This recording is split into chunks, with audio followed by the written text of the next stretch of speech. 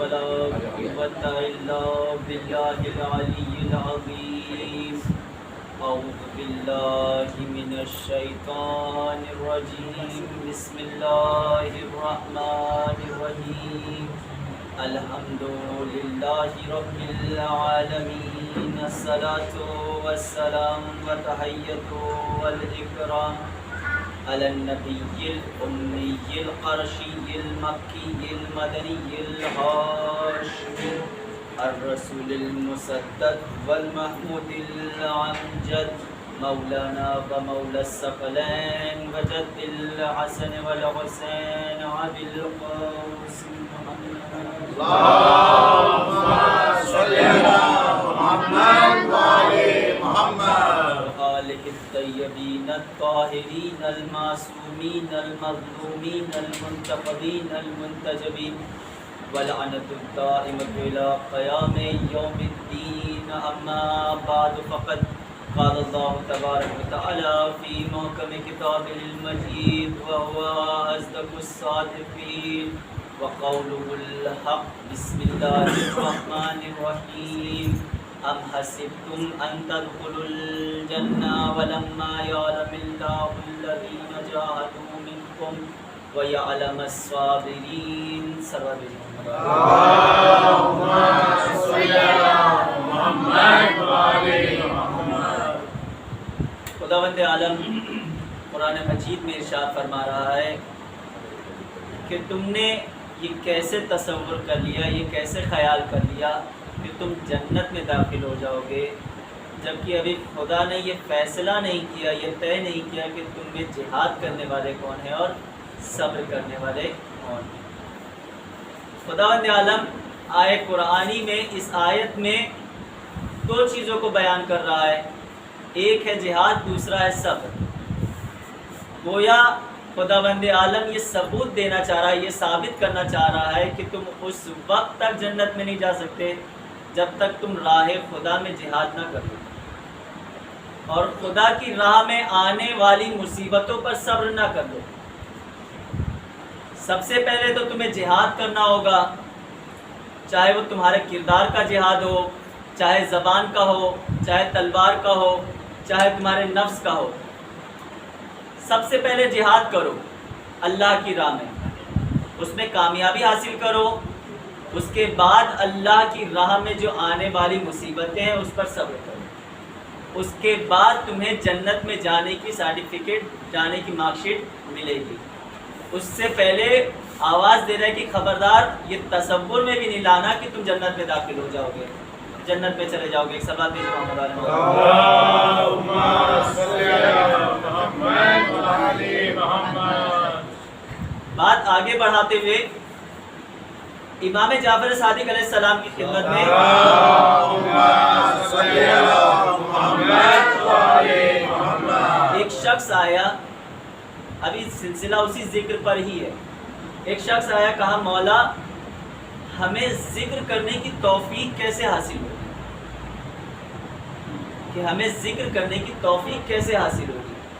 امام نے فرمایا کہ کیا تو یہ خیال کرتا ہے جب گناہ کا تیرے ذہن میں خیال آتا ہے تو یہ سوچتا ہے کہ خدا تجھے نہیں دیکھ رہا ہے؟ اس نے کہا نہیں مولا ایسا نہیں ہے. پھر امام نے سوال کیا کہ کیا تیرا یہ عقیدہ ہے کہ جب تو گناہ کو انجام دیتا ہے تو خدا تجھے نہیں دیکھ رہا ہے؟ اگر تیرا یہ عقیدہ ہے تو کافر ہے. اس نے کہا نہیں مولا میرا یہ عقیدہ بھی نہیں ہے کہ میں یہ خیال کروں یا میرا یہ عقیدہ ہو کہ میں جب گناہ کر رہا ہوں تو خدا مجھے نہیں دیکھ رہا ہے. پھر امام نے فرمایا تو اس کے باوجود گناہ کرتا ہے. تیرا یہ عقیدہ نہیں ہے، تو یہ جانتا ہے کہ خدا تجھے دیکھ رہا ہے لیکن اس کے باوجود تو گناہ کرتا ہے. پھر امام نے فرمایا کہ یہ بتا اگر ایک شخص جو تیری عزت کرتا ہے، تیرا احترام کرتا ہے، اگر وہ تجھے گناہ کرتے ہوئے دیکھے تو کیا تو اس کے سامنے گناہ کرتا ہے؟ اس نے کہا نہیں مولا. پھر امام نے فرمایا کہ تو ایک عام انسان کہ جو تیری عزت کرتا ہے، تیرا احترام کرتا ہے، تو اس کے سامنے گناہ نہیں کرتا ہے کہ وہ تیرے بارے میں کیا خیال کرے گا. جبکہ تجھے یقین ہے، تو یہ بات جانتا ہے کہ تیرا خدا دیکھ رہا ہے، تجھے اس بات کا یقین ہے کہ تیرا خدا تجھے دیکھ رہا ہے، اس کے باوجود تو گناہ کرتا ہے۔ اس کا مطلب یہ ہوا کہ تیری نظر میں اس بندے کی حیثیت زیادہ ہے تیرے خدا کی بنسبت۔ تیری نظر میں اس بندے کی حیثیت زیادہ ہے کہ جس کو دیکھ کے تو گناہ نہیں کر رہا ہے کہ یہ تیرے بارے میں کیا خیال کرے گا، کیونکہ تیری یہ عزت کرتا ہے، تیرا احترام کرتا ہے، لہٰذا یہ تو اس کے سامنے گناہ نہیں کر رہا ہے، لیکن خدا کے بارے میں جانتے ہوئے کہ خدا تجھے دیکھ رہا ہے، اس کے باوجود تو گناہ کر رہا ہے، گویا کہ تیری نظر میں اس بندے کی حیثیت زیادہ ہے تیرے خدا کی نہیں۔ پھر امام نے کہا کہ سن، تجھے اس وقت تک توفیق ذکر خدا نہیں ہو سکتی کہ جب تک تم معرفت خدا نہ حاصل کر، جب تک تم معرفت خدا نہیں حاصل کر لیتا تب تک تجھے ذکر کی توفیق حاصل نہیں ہوگی۔ کہا مولا وہ کیسے ہوگا؟ تو امام نے فرمایا کہ سن، اپنے دل میں یہ بات بیٹھا لے کہ تو جس کی ملکیت میں رہتا ہے وہ خدا تجھے ہر وقت دیکھ رہا ہے۔ اگر تیرے ذہن میں یہ خیال رہے گا کہ تو جس کی ملکیت میں رہتا ہے، اگر گناہ کا خیال بھی آئے گا تو تیرے ذہن سے، تیرے روح سے یہ آواز آئے گی کہ خبردار یہ کام نہ کرنا، خدا دیکھ رہا ہے۔ امام خمینی رحمۃ اللہ علیہ بیان فرماتے ہیں کہ این کائنات محضر خدا سے، یہ پوری کائنات، کل دنیا، یہ پوری کائنات جو ہے، پوری دنیا جو ہے، یہ خدا کی بارگاہ ہے۔ تو جہاں بھی رہے گا، جہاں بھی چلے جا پوری کائنات میں، پوری دنیا میں کہیں بھی چلے جا، کہیں بھی رہے، پوری کائنات جو ہے کس کی ہے؟ خدا کی بارگاہ ہے۔ اس کی بارگاہ میں تجھے رہنا ہے، وہ تجھے دیکھ رہا ہے۔ پھر آگے امام خمینی بیان فرماتے ہیں کہ در محضر خدا معصیت نہ کنی، خدا کی محضر میں، خدا کی بارگاہ میں گناہ نہ کر، گناہ کو انجام نہ دے۔ کیوں؟ کیونکہ وہ تجھے دیکھ رہا ہے۔ پھر فرمایا کہ اگر تم کسی بادشاہ کے پاس جاتے ہو یا کسی بڑی ہستی کے پاس جاتے ہو تو اس کے احترام میں تم کوئی ایسا عمل درپیش نہیں کرتے کہ جس کی وجہ سے اس کی بے حرمتی ہو، اس کی بے عزتی ہو۔ کہیں ایسا نہ ہو کہ بادشاہ کی بے حرمتی ہو اور بادشاہ تمہیں سزا دے دے، اس خوف سے تم اس کام کو نہیں کرتے ہو کہ جس کی وجہ سے بادشاہ کی بے حرمتی ہو یا اس شخص کی بے حرمتی ہو، کہ تم پر کوئی سزا عائد ہو جائے، تم کسی جرم میں مبتلا ہو جاؤ۔ تو تم خدا کی بارگاہ میں رہ رہے ہو تو یہ خیال کر لو، یہ خیال رکھو کہ خدا تمہیں دیکھ رہا ہے، اور اپنے نفس کو شکست دو۔ تمہارا نفس جب تمہیں یہ اشارہ کرے، یہ آگاہ کرے کہ دیکھو کوئی دیکھنے والا نہیں ہے، تم کمرے میں اکیلے ہو، چاروں طرف سے دروازہ بند ہے، کھڑکیاں بند ہے، کوئی دیکھنے والا نہیں ہے، آرام سے گناہ کر لو، اس وقت تمہارے روح سے یہ آواز آنی چاہیے کہ خبردار وہ معبود دیکھ رہا ہے۔ صلوات بھیجیے محمد علیہ محمد۔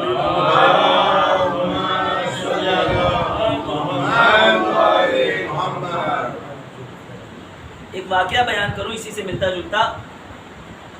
ایک عالم دین مقدس اردبیلی، ایک بہت بزرگ عالم دین، انہوں نے اپنے آپ کو حضور خدا میں محسوس کیا۔ وہ ہمیشہ اپنے خیال میں یہ رکھتے تھے کہ وہ حضور خدا میں ہیں، خدا کی بارگاہ میں ہیں۔ وہ جہاں بھی ہوتے وہ یہ خیال رکھتے تھے کہ وہ خدا کی بارگاہ میں ہیں، اور انہوں نے کبھی بھی اپنے پیر کو سیدھا نہیں رکھا، وہ چاہے سوتے ہوئے ہوں چاہے بیٹھتے ہوئے، جبکہ یہ کوئی گناہ نہیں ہے۔ کہیں نہیں لکھا کہ رات کو سوتے وقت اپنے پیر کو سیدھا نہ کرو ورنہ تم گناہ میں مبتلا ہو جاؤ گے۔ مگر تاریخ بتاتی ہے کہ مقدس اردبیلی نے 40 سال اپنی زندگی کے کبھی انہوں نے سوتے وقت بھی پیر کو سیدھا نہیں کیا۔ کوئی گناہ نہیں ہے، کوئی حرام کام نہیں ہے، کوئی سزا نہیں ملنے والی، نہ کوئی عذاب ہونے والا ہے۔ ایک سونے کے لیے آپ پیر سیدھا کریں، اس میں کوئی گناہ نہیں ہے، نہ کوئی شریعت میں لکھا ہے کہ اگر آپ پیر پھیلا کر سوئیں گے تو آپ کو گناہ ملے گی، آپ پر عذاب ہوگا۔ مقدس اردبیلی یہ جانتے تھے کہ یہ پیر پھیلا کر سونے میں کوئی گناہ نہیں ہے، لیکن اس کے باوجود انہوں نے اپنی زندگی کے 40 سال میں کبھی بھی اپنے پیر کو سیدھا کر کر نہیں سوئے۔ کیوں؟ صرف اس خیال سے کہ میں خدا کے محضر میں ہوں، خدا کی بارگاہ میں ہوں۔ اگر میں اپنے پیر کو پھیلاؤں گا تو کہیں بے ادبی نہ ہو جائے، کہیں بے ادبی نہ ہو جائے کہ کہیں خدا کی عظمت میں، خدا کے احترام میں میرے دل میں کمی پیدا ہو جائے، لہٰذا میں اپنے پیر کو نہیں پھیلاؤں گا۔ اور انہوں نے 40 سال اپنی زندگی کے اس خیال سے کہ کہیں بے ادبی نہ ہو، 40 سال انہوں نے کبھی اپنے پیر کو زندگی میں سوتے وقت بھی نہیں پھیلایا۔ کیوں؟ کیونکہ میں محضر خدا میں ہوں۔ اور جب ان کی موت کا وقت قریب آیا، چونکہ ارشاد ہے، شریعت میں ہے کہ جب مرحوم مردہ اس کے پیر کو سیدھا کیا جائے، قبلہ رخ کیا جائے، تو جب مقدس اردبیلی کے موت کا وقت قریب آیا تو انہوں نے ارشاد فرمایا، انہوں نے بیان کیا کہ پالنے والے، یہ تیرا حکم نہ ہوتا تو میں اپنے پیر کو اس وقت بھی سیدھا نہ کرنے دیتا، اگر تیرا حکم نہ ہوتا تو میں اپنے پیر کو اس وقت بھی سیدھا کرنے نہ دیتا، صرف اس خیال سے کہ میں خدا کے حضور میں ہوں، خدا کی بارگاہ میں ہوں، میں سے کوئی ایسا عمل نہ درپیش آ جائے کہ جو خدا کی عظمت کے خلاف ہو، خدا کے احترام کے خلاف ہو۔ اور یہ خیال اس وقت ممکن ہوگا کہ جب آپ کی روح جو ہے آپ کے نفس پر حاوی ہو، آپ کی روح آپ کے نفس پر کنٹرول کرے۔ یہ خیال اتنا بڑا کہ ایک ایسا عمل کہ جس کے کرنے سے کوئی گناہ، کوئی عذاب نہیں ہے، مگر صرف اس خیال سے کہ خدا کی بارگاہ میں بے ادبی نہ ہو۔ مثال بیان کروں کہ 2 بھائی ہیں، 2 سگے بھائی ہیں، آپس میں لڑ رہے ہیں، جھگڑا ہو رہا ہے ان کے بیچ کسی مسئلے کو لے کر، اور وہ آپس میں جھگڑا کر رہے ہیں، اسی وقت کوئی عالم دین یا کوئی بزرگ ہستی کی جس کا وہ بہت احترام کرتے ہیں وہ آ جائے، وہ اس کو دیکھ کر کیا کریں گے؟ اپنے جھگڑے کو ختم کر دیں گے۔ کیوں؟ کہ یہ کیا کہیں گے؟ ارے یہ عالم دین آ گئے، کیا کہیں گے کہ دیکھو دونوں بھائی اتنے اچھے بنتے ہیں، اتنا اچھا اخلاق، اتنا اچھا کیریکٹر دکھاتے ہیں باہر لوگوں کے درمیان، اور آپس میں اتنا جھگڑا کر رہے ہیں، تو لہٰذا وہ جھگڑے کو بند کر دیں گے۔ وہی خدا بیان کر رہا ہے کہ جب بھی تمہارے ذہن میں، دل میں یہ خیال پیدا ہو جائے، معصوم بیان فرماتے ہیں کہ اس وقت یہ تصور کر لو کہ خدا تمہیں دیکھ رہا ہے۔ یہ تمہارے CCTV کیمرہ کچھ وقت کے بعد خراب ہو جائیں گے، اگر لائٹ کا کنیکشن نہیں ہے تو یہ بند بھی پڑ سکتے ہیں، مگر اس کی نگاہ وہ تمہیں ہمیشہ دیکھ رہا ہے، وہ 24 گھنٹے تمہارے اوپر نظر رکھے ہوئے، وہ تمہارے ہر عمل کو جانتا ہے۔ امام خمینی اپنے غیبت کے درس میں، غیبت کے درس میں بیان فرماتے ہیں کہ اگر کوئی شخص کسی کی غیبت کر رہا ہے اور وہی شخص اس مجلس میں پہنچ جائے تو ہم اس کی غیبت کرنا بند کر دیتے ہیں، لیکن جب ہم خدا کے حضور میں، خدا کی بارگاہ میں گناہ کرتے ہیں تو ہمیں شرم محسوس نہیں ہوتی، ہم یہ تصور اپنے ذہن میں نہیں لاتے ہیں کہ خدا دیکھ لے گا، خدا دیکھ رہا ہے۔ ایک سلوات دیجیے محمد والے محمد، اللہم صلی علی محمد وعلی محمد، اللہم صلی علی محمد وعلی محمد، تھوڑا آگے آ جائے تو ابھی پیچھے ہو پر محمد وعلی محمد صلوات، اللہم صلی علی محمد وعلی محمد۔ کیا کہ یہ ذہن میں اگر خیال بیٹھ گیا، یہ آپ کے دل میں خدا کی معرفت جا گئی، تو یقین جانے کہ آپ اپنے نفس پر قابو پا گئے، آپ کی روح طاقتور ہو جائے گی۔ میں نے کل بھی بیان کیا تھا کہ ایک ذکر کو اپنے لیے معین کر لے، جس کو اپنی عادت بنا لے، کوئی بھی ذکر ہو، چاہے وہ آیات، کوئی قرآن کی کوئی آیات ہو یا ایک بسم اللہ الرحمن الرحیم ہی کیوں نہ ہو، اس کو اپنی عادت بنا لیں، اور اگر یہ عادت بن جائے گی اور یہ آپ اسے اپنے ذکر کو اس طرح سے دہراتے رہیں گے اور یہ آپ کی عادت بن جائے گی تو یہ آپ کی نجات کا ضامن بن سکتے ہیں۔ کس طرح سے؟ آپ گھر سے نکلنے سے پہلے بسم اللہ الرحمن الرحیم، آپ راستے میں بسم اللہ الرحمن الرحیم، آپ وضو کرنے جا رہے ہیں بسم اللہ الرحمن الرحیم، کھانا شروع کر رہے ہیں بسم اللہ الرحمن الرحیم، اس ذکر کو اپنی عادت بنا لیں۔ ہر کام کو شروع کرنے سے پہلے بسم اللہ الرحمن الرحیم، یا کوئی دوسری قرآنی آیت آپ لے لیں، اس کی تلاوت کریں۔ ہر لمحہ راستے میں بسم اللہ الرحمن الرحیم، رسول خدا صلی اللہ علیہ وسلم ارشاد فرماتے ہیں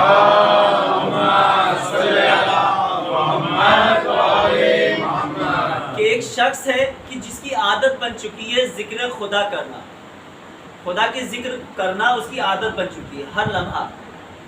تو جب روز محشر اس کے نامہ اعمال فرشتہ اس کے حوالے کرے گا، تو چونکہ اس کی عادت ہے ہر کام سے پہلے بسم اللہ الرحمن الرحیم کہنا، تو جب نامہ اعمال فرشتے اس کے حوالے کریں گے تو وہ بسم اللہ الرحمن الرحیم بول کر کھولے گا.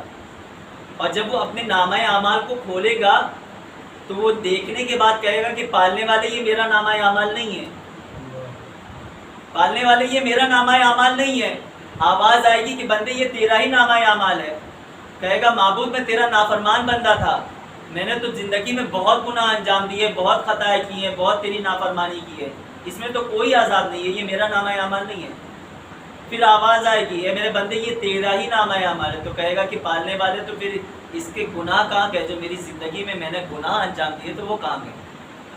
تو آواز قدرت آئے گی کہ اے میرے بندے کہ تو مجھے ہر لمحہ یا رحمان یا رحیم کہہ کر پکار رہا ہے کہ پالنے والے تو رحمان ہے رحیم ہے. تو یہ کیسے ممکن ہے کہ میں تیرے نامہ اعمال میں جو ہے عذاب کو شامل رکھوں؟ میں نے تیرے سارے گناہوں کو معاف کر دیا، میں نے تیرے سارے گناہوں کو بخش دیا. یہ تیرا ہی نامہ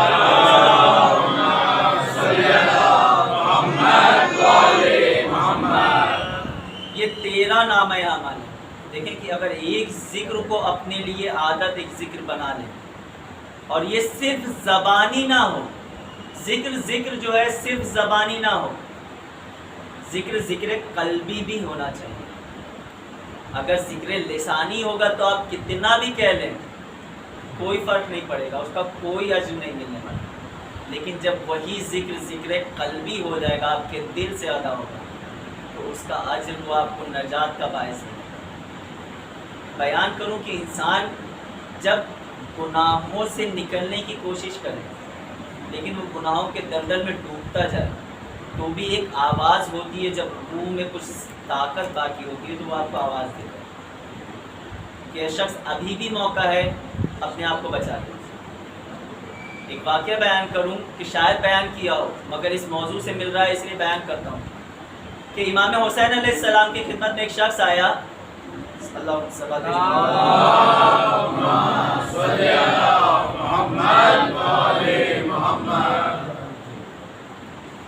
آگے کہتا ہے کہ مولا میں بہت گناہ گار ہوں، میں بہت گناہ گار ہوں، اتنا گناہ گار ہوں کہ میری عادت بن چکی ہے.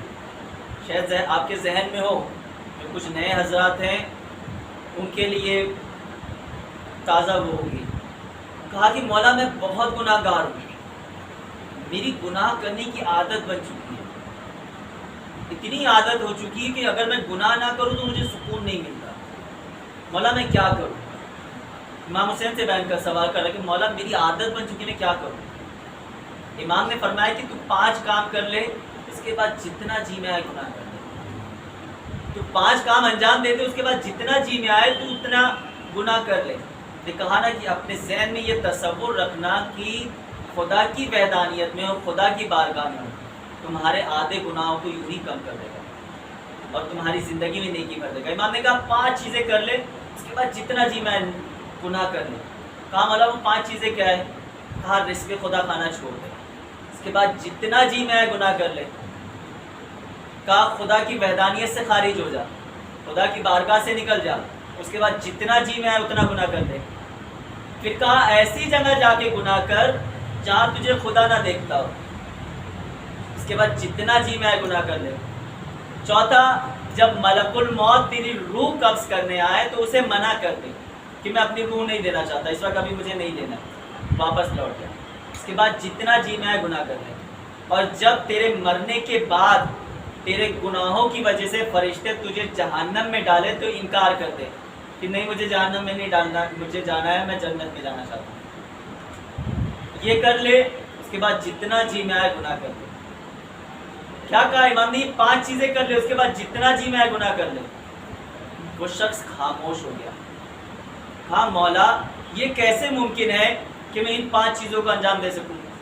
اگر میں رزق خدا کھانا چھوڑ دوں تو میں زندہ ہی نہیں بچوں گا، تو میں کیسے ان چیزوں کو چھوڑ دوں؟ مولا میں اگر خدا کی وحدانیت سے باہر نکل جاؤں تو مجھے کوئی اور وحدانیت نظر نہیں آتی کہ جہاں مجھے آسرا مل سکے. مولا مجھے ایسی کوئی جگہ نظر نہیں آتی کہ جہاں خدا نہ دیکھ رہا ہو. یہ کیسے ممکن ہے؟ کہا مولا میری کیا بساط، میری کیا اوقات کہ میں ملک الموت کو منع کر دوں کہ میری روح قبض نہ کرے، واپس چلے جا. کیا کہا مولا یہ کیسے ممکن ہے کہ میں فرشتوں کو منع کر دوں میرے گناہوں کی وجہ سے مجھے جہنم میں نہ ڈال، مجھے جنت میں جانا ہے. مولا یہ کیسے ممکن ہے؟ تو امام نے فرمایا کہ جب یہ ممکن نہیں ہے تو اپنے نفس پر کنٹرول کر اور اپنے گناہوں پر کنٹرول کر، اپنی روح کو طاقت بخش اور اپنے گناہوں میں کمی لا. اگر تو نہیں لا سکتا تو ان 5 چیزوں کو انجام دے دے. اگر ہم کس طرح سے ہم کھا رہے ہیں رزق خدا اور گناہ اس کے باوجود ہماری زبان سے ہو رہا ہے، ہم دوسروں کے مال کو غصب کر کے مال حرام سے اپنے شکم کو پر کر رہے ہیں، رزق خدا کھا رہے ہیں، گناہ کر رہے ہیں، خدا کی ملکیت میں رہ رہے ہیں، گناہ کر رہے ہیں. اور یہ کب ہوگا؟ کہ جب ہمارے ذہن میں یہ یقین ہو جائے کہ بالکل خدا ہے، وہ دیکھ رہا ہے. اگر ہمارے ذہن میں یہ بات آ گئی کہ خدا ہے وہ دیکھ رہا ہے تو یقین جانے کہ ہمارے آتی گناہوں کا جو مسئلہ ہے وہ یوں ہی حل ہو جائے گا. ایک سلام دیجیے محمد علیہ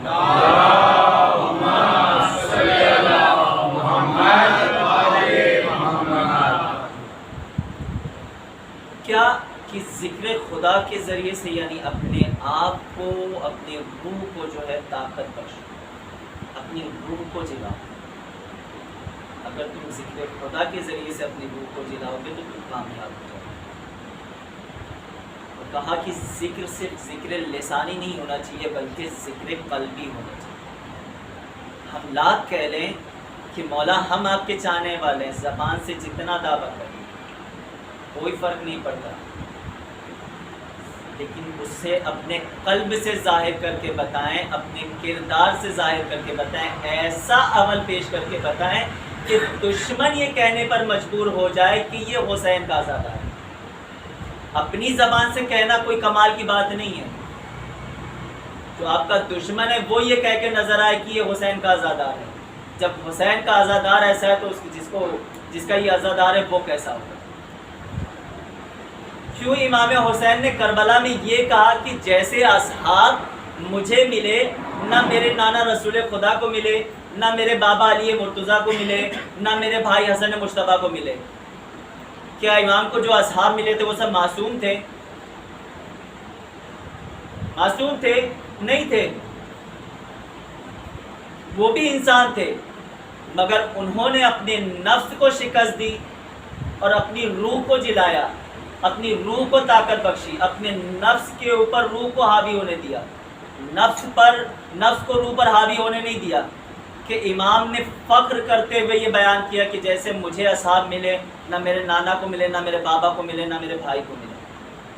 کیا ہم اور آپ اپنے وقت کے ایسے سپاہی نہیں، اپنے وقت کے امام کے ایسے سپاہی نہیں بن سکتے ہیں کہ ہمارا وقت کا امام ہم پر فخر کرتے ہوئے کہے کہ مجھے جیسے اصحاب ملے، جیسے سپاہی ملے، وہ کسی کو نہیں ملے؟ کیا ہم اپنے عمل میں ایسا کردار نہیں پیش کر سکتے ہیں؟ کیا صرف ہم اسی لیے بیان صرف واقعات سنتے ہیں اماموں کے، معصومین کے، صرف واقعات سننے کے لیے کہ واقعات سنیں، اس پر واہ واہ کریں، مسائل سنیں، اس پر گریہ کریں؟ فقط اس لیے کیا ہمارے وقت کا امام ہمارے لیے یہ نہیں کہہ سکتا، ہم پر فخر نہیں کر سکتا کہ مجھے جیسے سپاہی ملے ویسے کسی کو نہیں ملے؟ اپنے کردار کو اگر ہم سنواریں گے تو ہم بھی جو ہے اپنے وقت کے امام کے ایسے سپاہی ہوں گے کہ جیسے کسی کو بھی نہیں ملے. خود امام بڑھ کے کہیں گے کہ جیسے سپاہی مجھے ملے ہیں کہ میرے آج کے دور کے یہ مالک ہیں، میرے آج کے دور کے یہ ابو ذر ہیں، میرے آج کے دور کے یہ میثم تمار ہیں، ایسے صحابی مجھے ملے، ایسے سپاہی مجھے ملے. ایک سلام دیجیے محمد علیہ محمد.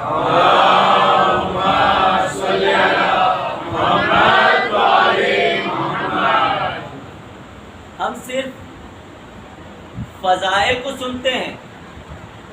میں یہ جملہ اکثر کہتا ہوں کہ ہم میں ہماری سب سے بڑی مسئلہ، ہمارا سب سے بڑی پرابلم یہی ہے، پریشانی یہ ہے کہ ہم بہت امام کو مانتے ہیں، مولا کائنات کو بہت مانتے ہیں، مگر ان کی نہیں مانتے۔ واہ کیا کہنے، امام حسین کو مانتے ہیں، ان کے عزادار بنتے ہیں، ان کے عزادار کہلاتے، لیکن ان کی نہیں مانتے۔ اہل بیت کو مانتے لیکن ان کی نہیں مانتے۔ اور جب تک یہ مسئلہ رہے گا کہ ہم ان کو مانیں گے ان کی نہیں مانیں گے، ہماری گاڑی ایسے ہی چلتی رہے گی، اس میں کوئی موڑ نہیں آنے والا، کوئی سدھار نہیں آنے والا۔ لیکن جس دن ہم ان کے ساتھ ساتھ ان کی بھی ماننا شروع کر دیں گے، اس دن ہماری گاڑی جو ہے موڑ لے گی۔ سلمات پڑھیے محمد و آل محمد۔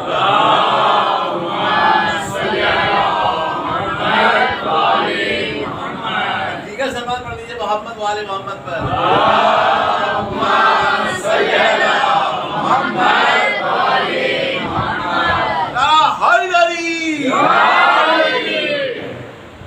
کہ ہم واقعات کو سنتے ہیں، ایسے واقعات کی جس میں خوب فضائل پوشیدہ ہوں۔ ایک مثال دوں امام کی چاہنے والے کی، مالک اشتر۔ ہم ان کی شجاعت بیان کرتے ہیں، سنتے ہیں کہ مالک اشتر کتنے شجاع تھے، کتنے بہادر تھے، امام کے لشکر کے سپہ سالار تھے، امام علی کے دائنے بازو تھے، یہ بیان کرتے ہیں۔ ہم ان کے عمل کو، ان کے کردار کو نہیں پیش کرتے کہ ان کا کردار کیسا تھا۔ وہ اتنے بہادر تھے کہ اگر میدان میں آتے تھے تو لوگ ان کے گھوڑوں کی ٹاپوں کی آواز سے محسوس پہچان جاتے تھے کہ مالک میدان میں اتر رہے ہیں۔ اتنے شجاع، اتنے بہادر، امام کے لشکر کے سپہ سالار، ان کا کردار ہم نہیں بیان کرتے۔ مالک اشتر ایک بازار سے گزر رہے تھے کہ ایک دکاندار اپنی دکان کا کچھ کچرا ان کے اوپر، مالک اشتر کے اوپر پھینک دیا۔ اب پورے بازار میں سناٹا چھا گیا۔ امام کے لشکر کے سپہ سالار اتنے شجاع کہ ان کا رعب یہ تھا کہ جب چلے جائیں تو لوگوں کے درمیان میں سناٹا چھا جائے، اور یہ شخص نے مالک اشتر پر کچرا پھینک دیا۔ اب لوگ آپس میں یہ باتیں کرنے لگے کہ آج اس شخص کی خیر نہیں ہے کہ اس نے امام کے سپہ سالار کو جو ہے سپہ سالار کے اوپر کچرا پھینک دیا۔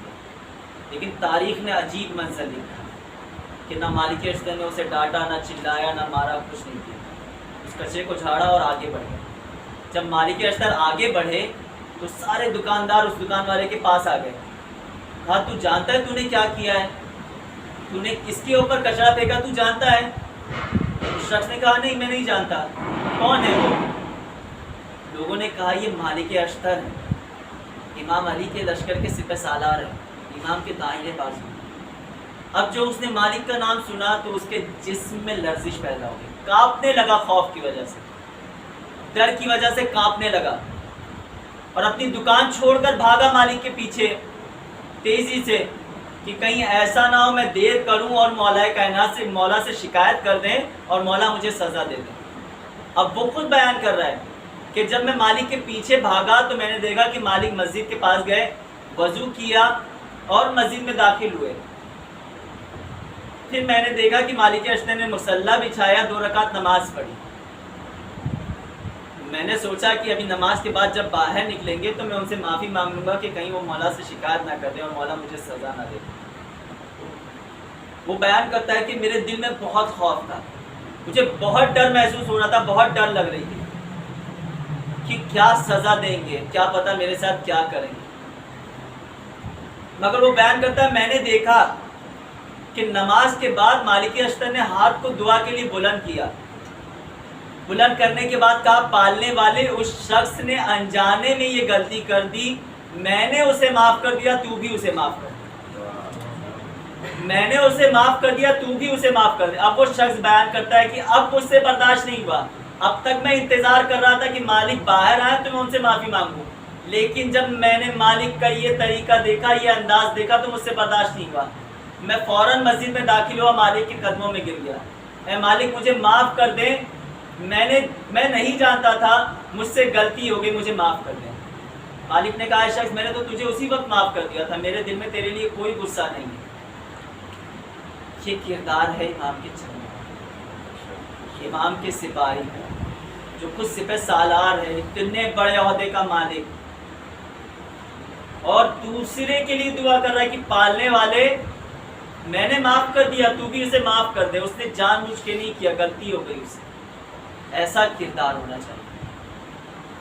ایسے چاہنے والے پر امام فخر کر کے کہتے ہیں کہ یہ میرا چاہنے والا ہے، یہ میرا سپاہی ہے، یہ میرا ماننے والا ہے۔ ہم اپنے زبان سے جتنا دعویٰ کر لیں، لیکن جب تک ہمارا کردار اس لائق نہیں ہوگا، ہم اس رسول کی اس حدیث کے مصداق نہیں ہوں گے۔ جب ہمارے کردار میں کردار حسینی پایا جائے گا، تب ہم رسول کی اس حدیث کے مصداق ہوں گے کہ یا علی انت و شیعتکم الفائزون، اے علی آپ اور آپ کے شیعہ کامیاب ہیں۔ وہ کردار کے اس وقت ہم حقدار ہوں گے اس حدیث کے کہ جب ہمارے کردار میں تبدیلی ہوگی، ہمارے کردار میں کردار حسینی ہوگا، کہ دشمن دیکھ کر یہ کہے گا کہ یہ حسین کا چاہنے والا ہے۔ ایک سربات دیجیے محمد والے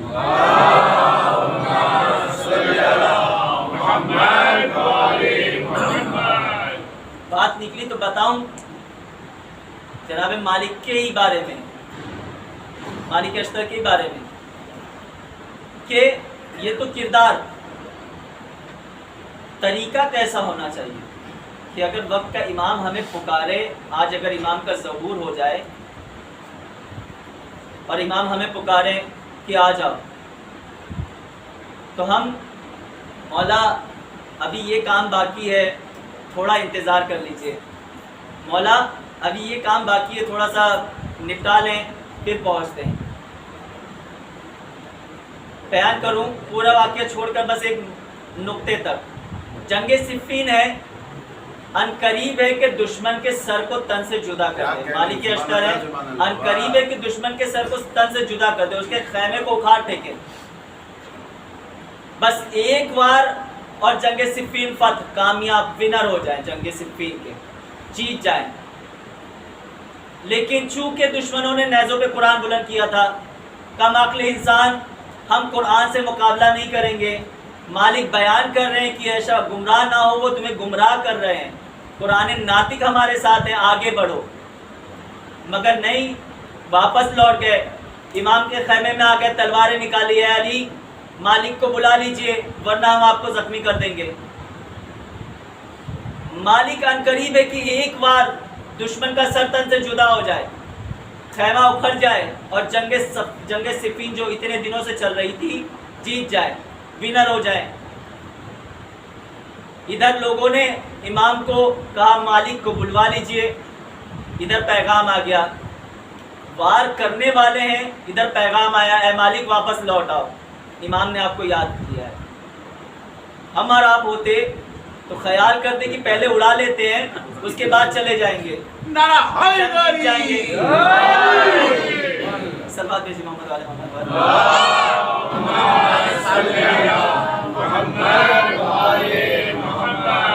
ہوتے تو یہ خیال کرتے کہ قتل کر دیتے ہیں، جنگ جیت جائیں گے، امام خوش ہو جائیں گے کہ ہاں جنگ اتنے دن کی لگاتار چل رہی تھی، جیت گئے۔ مگر تاریخ نے بیان کیا کہ مالک اشتر نے اپنی تلوار کو توڑ دیا، ہاتھوں پر تیر لگا، لوٹ آئے۔ کیا مالک اشتر اتنے کمزور تھے کہ وہ وار نہیں کر سکتے تھے؟ لیکن ان کے لیے حکم امام پہلے تھا۔ ایک سر بات پڑھیے محمد و آل محمد پر۔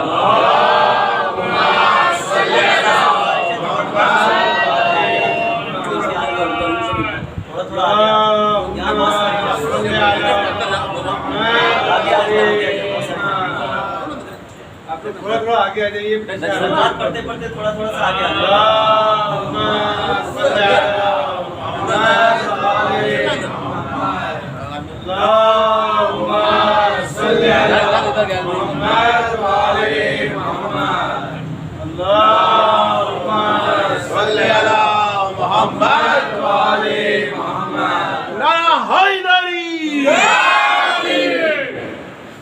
کے لیے حکم امام پہلے تھا۔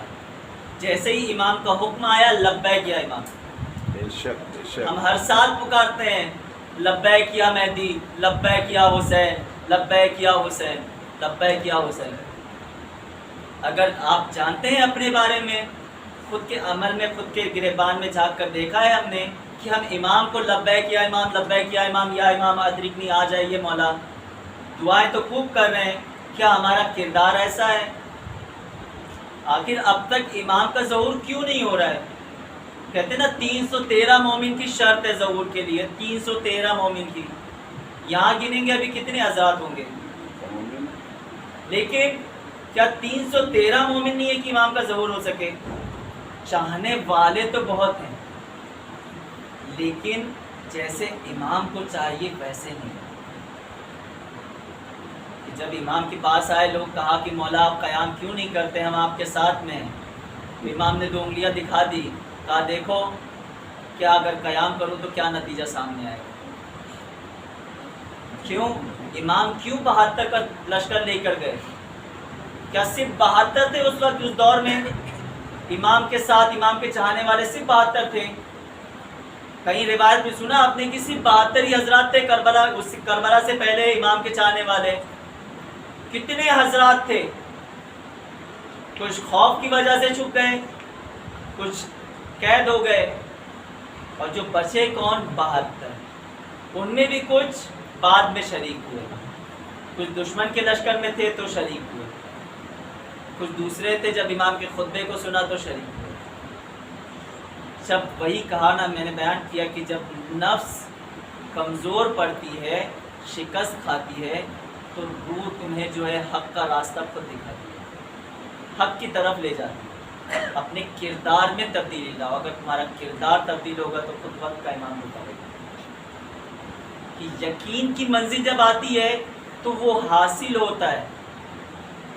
علامہ رومی بیان فرماتے ہیں کہ انسان کو اپنے نفس سے غفلت نہیں برتنی چاہیے. وہ ایک واقعہ بیان کرتے ہیں کہ ایک گاؤں میں ایک سپیرا تھا جو سانپ کا کھیل دکھاتا تھا، اور اس کے ذریعے سے جو پیسہ ملتا تھا وہ اس کے ذریعے سے اپنا پیٹ پالتا تھا، اپنے رزق روزی چلاتا تھا.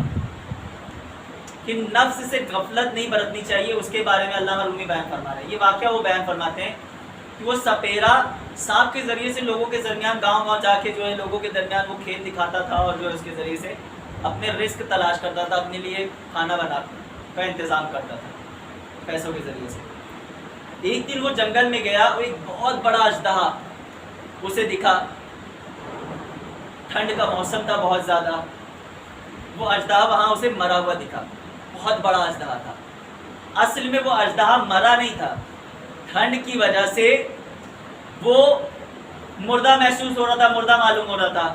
اس سپیرے نے اسے لیا اور خیال کیا کہ اگر میں اس اتنے بڑے اژدہے کو لے کے جاؤں گا تو مجھے اچھا پیسہ ملے گا اور میری اچھی کمائی ہو جائے گی، اور میں اس کے ذریعے سے اچھا کما لوں گا لوگوں کے درمیان کھیل دکھا کر یا لوگوں کو دکھا کر.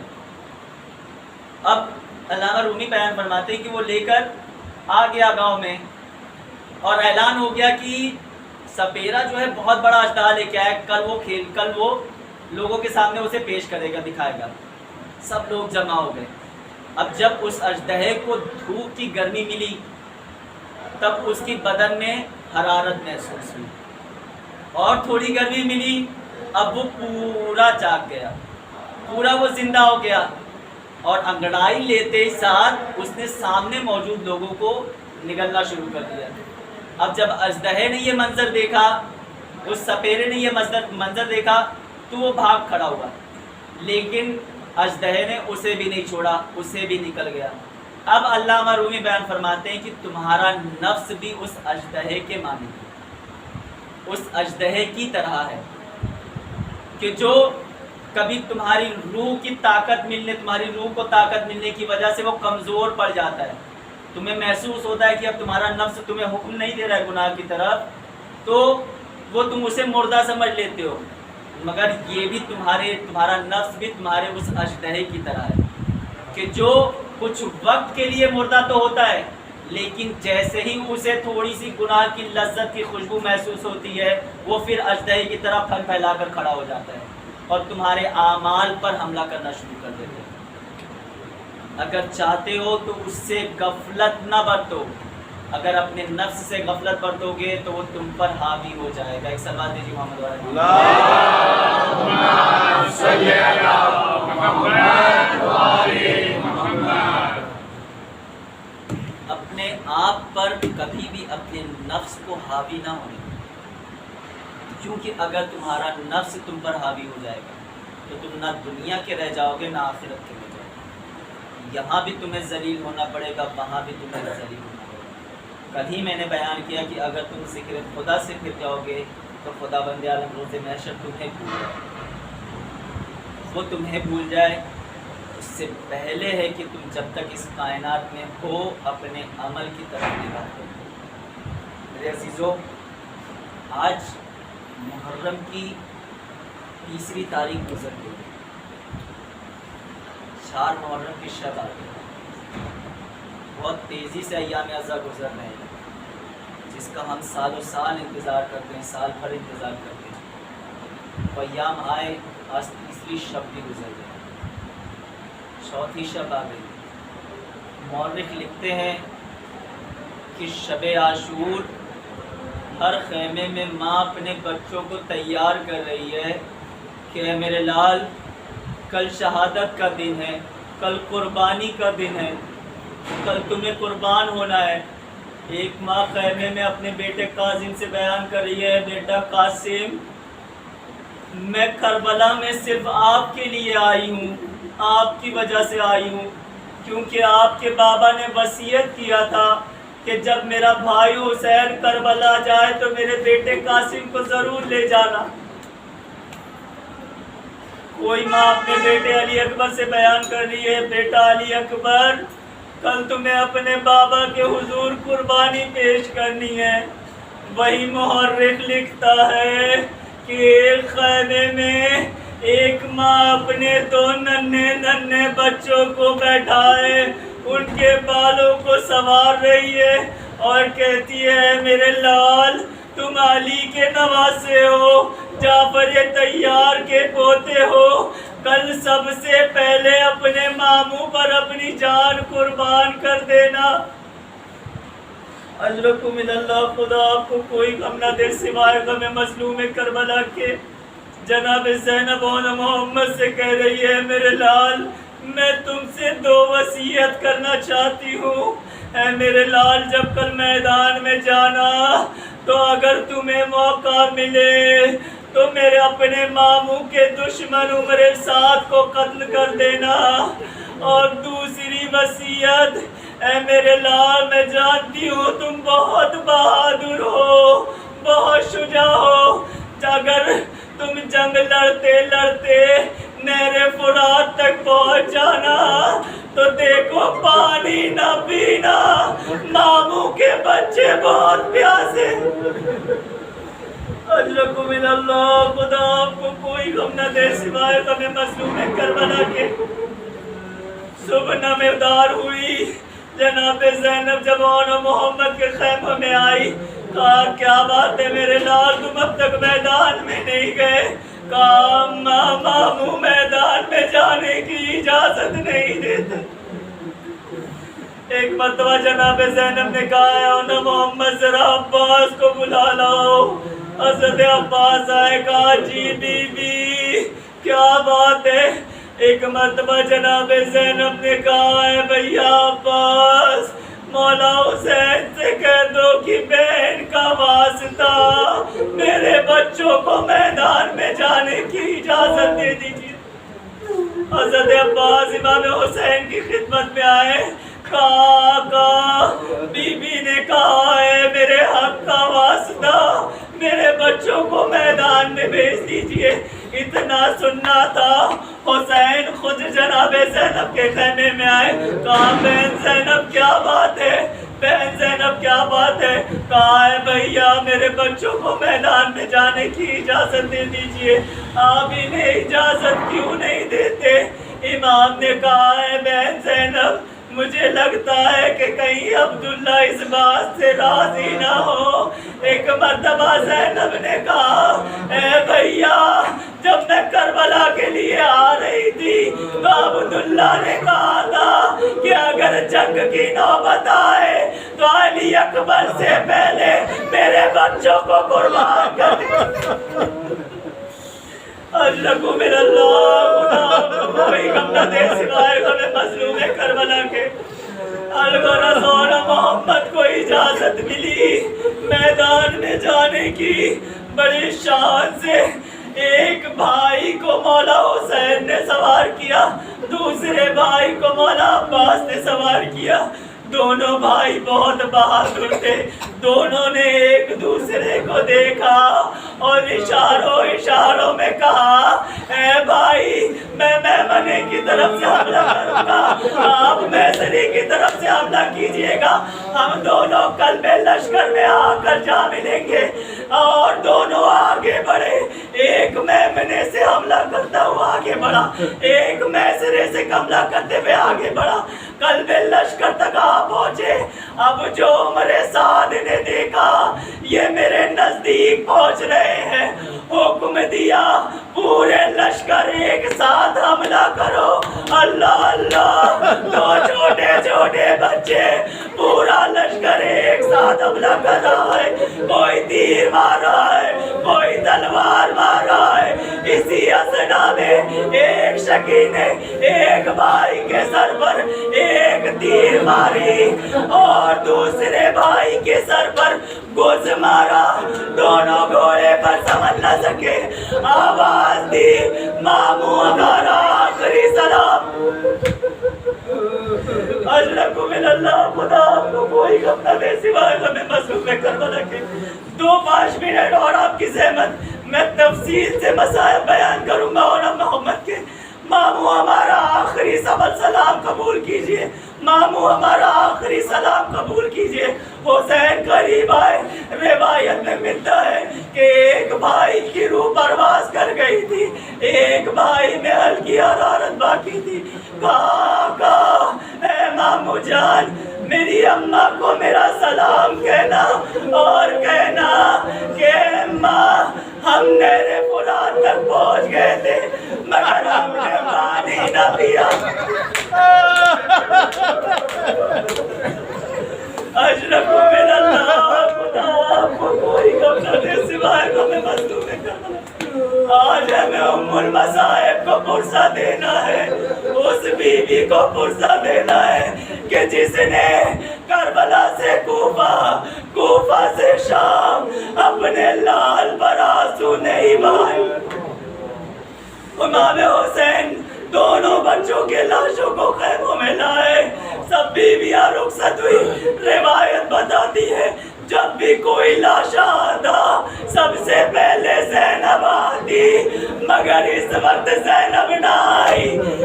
جناب فضا نے کہا اے زینب اپنے بچوں کا آخری دیدار کر لو۔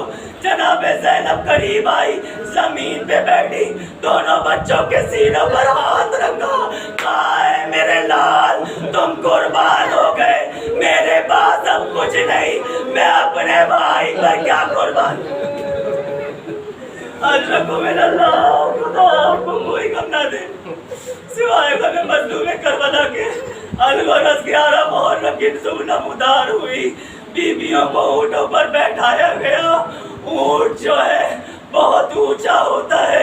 جب بیوی نے کربلا مقتل کا رخ کیا تو ننھے لاشیں دیکھے، آواز دی اے بیٹا خدا حافظ، اماں جا رہی ہے۔ جب شام پہنچی بیٹوں کو آنسو نہیں بہایا، بھائی پر خوب گریہ کیا، بیٹوں پر آنسو نہیں بہایا۔ جب رہائی ملی تبرکات لائے گئے، فلاح کا شرسر آیا، بیویوں نے لیا، ماتم کیا، آنسو بہائے، گریہ کیا۔ جب 2 ننھے سر آئے کوئی آگے نہ بڑھا، لانے والے نے کہا کیا ان کا کوئی زندہ نہیں ہے؟ ایک مرتبہ جناب زینب نے کہا میں غریب، ان کی ماں زندہ ہوں، مگر میں نے وعدہ کیا تھا کہ میں اپنے بچوں کا پرسہ نہ لوں گی، میں نے اپنے بچوں کا۔ الغرض یہ قافلہ مدینے پہنچا، بس آخری 2 فکرے۔ الغرض یہ قافلہ مدینے پہنچا، بی بی جناب زینب رسول کی قبر پہ آئی، امام حسین کے مصائب بیان کیے، کربلا کے سارے مصائب بیان کیے، مگر اپنے بچوں کے مصائب نہ بیان کیے۔ فاطمہ کی قبر پر آئی، سارے مصائب بیان کیے، اپنے بچوں کے مصائب بیان نہ کیے۔ جب بنی ہاشم کے قبیلے میں آئی، سارے مصائب بیان کیے، اپنے بچوں کے مصائب بیان نہ کیے، لیکن جب آئے بی بی زینب اپنے گھر لوٹی، آخر ماں تھی کب تک صبر کرتی،